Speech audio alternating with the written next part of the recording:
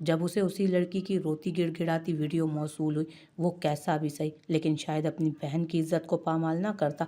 उसे उस लड़की को बचाना था, उस बूढ़े बाप की इज्जत बचानी थी। उसका हलक आंसुओं से भीग गया तो चेहरा भी भीगने लगा। उसने चादर ओढ़ी और बाहर निकली। कहाँ जा रही हो माही? फरी ने पूछा। आंटी कहाँ है? वो साथ वाले घर तक गई हैं। मैं बस अभी आधे मिनट में आती हूँ। माहा ने सूखे लबों पर जबान फेरी। क्या मैं भी साथ आऊँ? नहीं, लेकिन किसी को बताना मत, मैं जल्दी आ जाऊंगी। यह हमारी दोस्ती का पहला राज है। ठीक है, फरी ने पुरजोश होकर कहा। क्या मैं गेट के अलावा बाहर निकलने का कोई और रास्ता देख सकती हूँ यहाँ से? क्यों, सामने से जाए ना। हाँ, गार्ड्स हैं बाहर, बहुत खड़ूस। हाजिर मुझे भी सिर्फ अपने साथ ही ले जाते हैं, नहीं तो यहीं बोर हो जाती हूँ। फरी, क्या कोई और रास्ता है? हाँ ना, पीछे की गली, वहाँ का दरवाज़ा बाहर पिछली गली में खुलता है। चाबी? क्या अपनी नई दोस्त से मिलने जा रही हैं? हाँ, और तुम्हें भी मिलवाऊंगी उससे।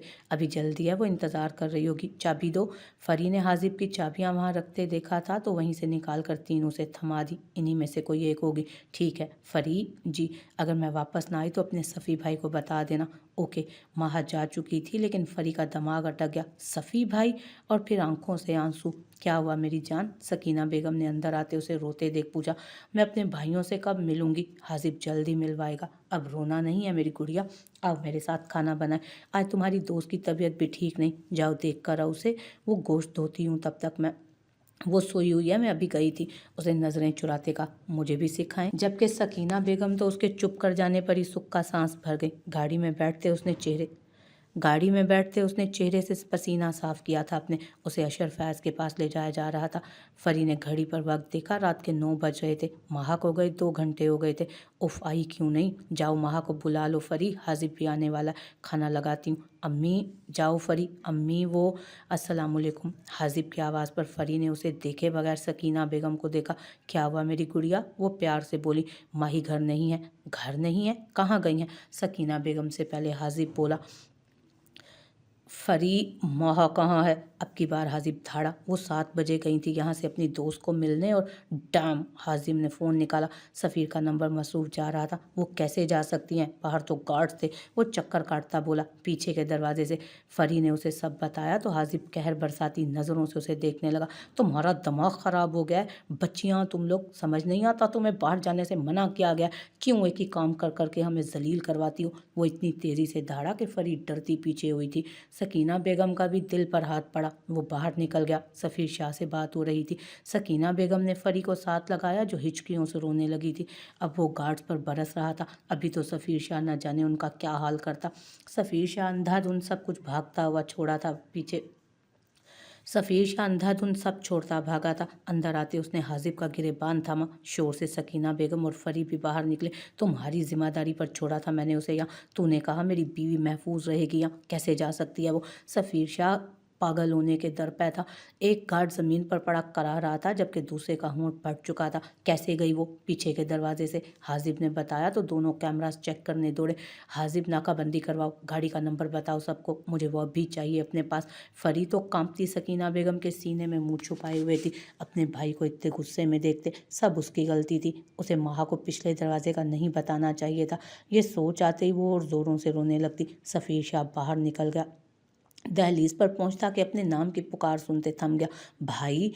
वो नम निस्वानी आवाज़ पर उसके कदम थमे थे। वापस मुड़ा और उस लड़की को देखा जो रो रही थी, फिर हाजिब मिर्ज़ा को। भाई! वो लड़की अब तेज़ी से आती उसके सीने से लगी। वो उसे दूर धकेलना चाहता था कि वो नहीं जानता था उसे, लेकिन वो खुशबू, वो एहसास। उसने चेहरा झुकाया जहाँ फरी के हाथ के ज़ख्म पर उंगली फेर जहाँ फरी उसके हाथ के ज़ख्म पर उंगली फेर रही थी। मेरी वजह से आपको चोट आई थी ना? वो लबो लहजा और उसके अल्फाज। सफ़ीर शाह को लगा वो सांस नहीं ले पाएगा। वो फराज शाह थी, उनकी फरी। सफ़ीर शाह ने उसे खुद में भींच लिया जबकि हाजिब मिर्ज़ा एक तरफ सांस रोके खड़ा था।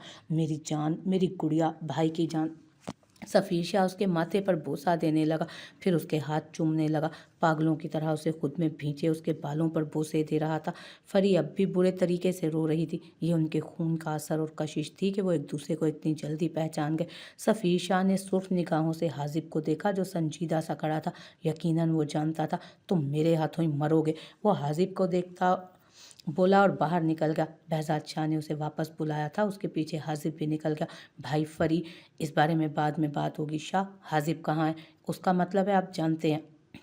सफ़ीर शाह ने बहज़ाद को बेयकीनी से देखा।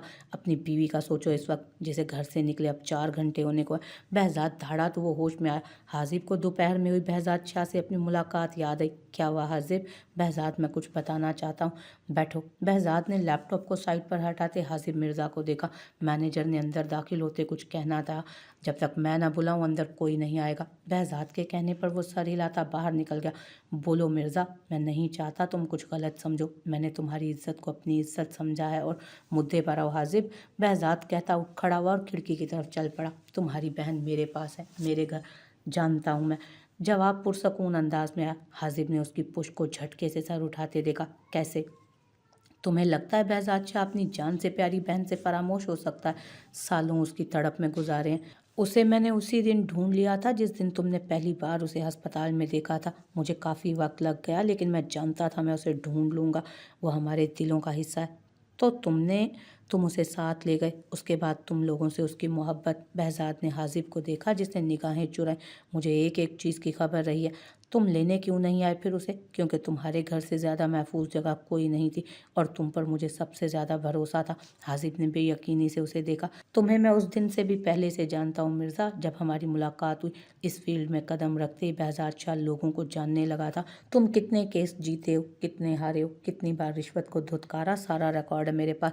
तुम्हारा और मेरा मकसद सिर्फ पाकिस्तान रहा है और जिस चीज़ से और यही चीज़ हम दोनों को जोड़ती है। वो खुश थी वहाँ, उसे माँ का प्यार मिला जो हम नहीं दे सकते थे। मैं उसे ले आता, लेकिन उस वक्त उसे किसी औरत की आगोश की ज़रूरत थी जो तुम्हारे घर में मिली उसे। हाजिब का सर झुक गया। वो सब जानता था तो ये भी जानता होगा कि उसकी बहन मोहब्बत करती है उससे। फरी की दिली वाबस्तगी के बारे में भी जानता हूँ, लेकिन वो बहुत छोटी है। हमारे पास आएगी तो सब भूल जाएगी। बहज़ाद कहकर वापस कुर्सी पर बैठा, जबकि हाजिब मिर्ज़ा का दिल कट गया। वो अपनी जगह से उठ खड़ा हुआ। क्या हुआ मिर्ज़ा? बैठो। इतनी बेचैनी क्यों? वो मेरी है, उसका मुस्तकबिल मैं हूँ। हाजिब मिर्ज़ा धाड़ा था, जबकि बहज़ाद शाह ने संजीदगी से उसे देखा। वो तुम्हारे ही पास रहेगी। जब सही वक्त होगा मैं उसे ले आऊँगा। ले जाना, लेकिन उसका आखिरी ठिकाना वही घर है शाह। तुम उसकी मोहब्बत से इनकारी तुम उसकी मोहब्बत से इनकारी रहे हो मिर्ज़ा। बेशक, इसका उसका हाल और मुस्तकबिल मैं हूँ, मेरे अलावा कोई नहीं। वो ठोस लहजे में बहज़ाद की आंखों में आंखें डालता बाहर निकल गया, जबकि बहज़ाद संजीदगी से काम करने लगा। हॉल में वापस आते हाजिब ने सफ़ीर शाह को देखा जो सर के बाल हाथों में थामे बैठा था, जबकि बहज़ाद फ़ोन पर किसी से बात कर रहा था। सफ़ीर कुछ सोचते अपनी जगह से खड़ा हुआ और अपने कमरे की तरफ भागा। हाजिब ने बहज़ाद को देखा था जिसने कंधे उचकाए और दोबारा फ़ोन पर बात करने लगा। सफ़ीर ने अपना लैपटॉप खोला। महा का फ़ोन कनेक्ट था उसके लैपटॉप के साथ। उसने फ़ौरन उंगलियां चलाई। सारी कॉल्स उसके पास रिकॉर्ड थी और इन रिकॉर्डिंग्स को चलाते वो सुनता चला गया। उसे अशर फैज़ से ज़्यादा महा पर गुस्सा था, जो किसी और लड़की की खातिर अपनी इज्जत और जान दोनों को ख़तरे में डाल चुकी थी। वो नीचे आया। भाई वो अशर के पास है, उसकी लोकेशन पता करें। वो आता बहज़ाद के सामने चीखा, हमें निकलना है। उसने लैपटॉप आगे करते वही रिकॉर्डिंग्स उन्हें सुनाई, जबकि दोनों ने सफ़ीर शाह को देखा जो अब यहाँ से वहाँ चक्कर काटता फ़ोन पर न जाने किसको धमकियाँ दे रहा था। बहज़ाद शाह ने सफ़ीर को इस तरह कभी नहीं देखा था। भाई प्लीज़। वो कॉल काटता बहज़ाद के पास आया। लहजे से बेबसी साफ झलक रही थी। बहज़ाद ने उसे अपने साथ लगाया। वो तुम्हारे पास होगी सफ़ी, मेरा वादा है ये। सफ़ीर शाह ने सर हिला। बहज़ाद ने अशर फैज़ की लोकेशन भेजी थी। वो जब तक ट्रेस ना होती कुछ भी ना किया जा सकता था। हाजिब पुलिस स्टेशन के लिए निकल गया था ताकि नाकाबंदी करवा दे। रात के 2 बज गए थे और माहा और अशर दोनों की कोई खबर ना थी। माहा का फ़ोन यहाँ अटैच्ड है। बहज़ाद ने सर उठाते पूछा, देखो ऑन है? बहज़ाद शाह ने तेज़ी से कहा तो देखो ऑन है। बहज़ाद ने तेज़ी से कहा तो सफ़ीर के हाथ तेज़ी से हरकत करने लगे। थोड़ी देर पहले ऑन था, सफ़ीर ने कहा तो बहज़ाद उठकर उसके सामने आ खड़ा हुआ। ये लोकेशन दिखा रहा है। इसके बाद बंद हो गया था फ़ोन। वो कोई जंगल के करीब की जगह थी। वो तेज़ी से बाहर भागे। वक्त गुजरता जा रहा था और सफ़ीर शाह के दिल की धड़कनें थम रही थी। उसने जान लिया था कि उसके लिए उसकी बीवी क्या है, माहा सफ़ीर शाह क्या है। उसने दिल पर हाथ रखते आंखें मूंदी थी, जबकि ड्राइव करते बहज़ाद शाह के स्टीयरिंग पर पकड़ मजबूत हुई थी। इस हाल तक तो उसने आने ही ना दिया था सफ़ीर को कभी। सफ़ीर शाह का फ़ोन मुसलसल बज रहा था, लेकिन वो साकित सा बैठा था। शाह, बहज़ाद ने उसे पुकारा।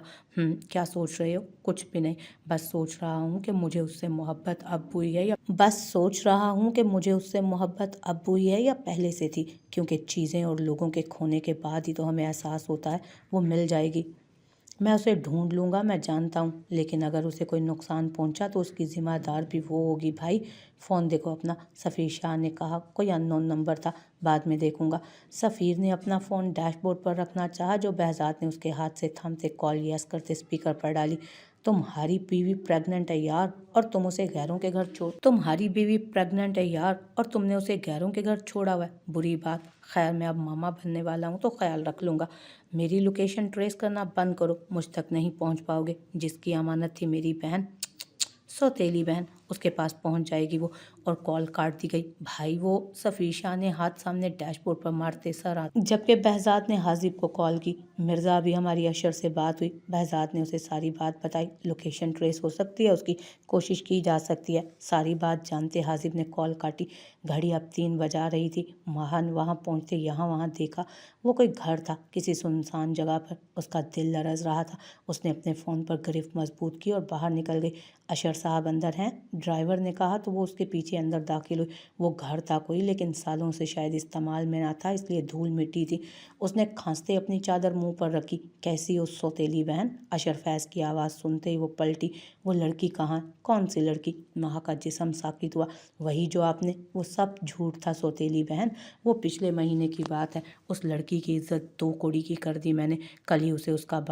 कल ही उसने अपने बाप का 40वां किया है। माहा के दिल की धड़कन तेज हुई मामूल से, और वो ज़मीं बोस हुई। क्या मसला है साले? डॉक्टर को बुलाओ, पाशा तक इसे सुबह पहुंचाना। डॉक्टर को बुलाते जो खबर अशर फैज़ को पता चली वो बल खाता रह गया, लेकिन फिर कुछ सोचते मुस्कुरा दिया। साले साहब को बताया जाए। उसने सफ़ीर शाह को फ़ोन करते सब बताया कि उस शख्स से काफ़ी हिसाब निकलते थे उसके।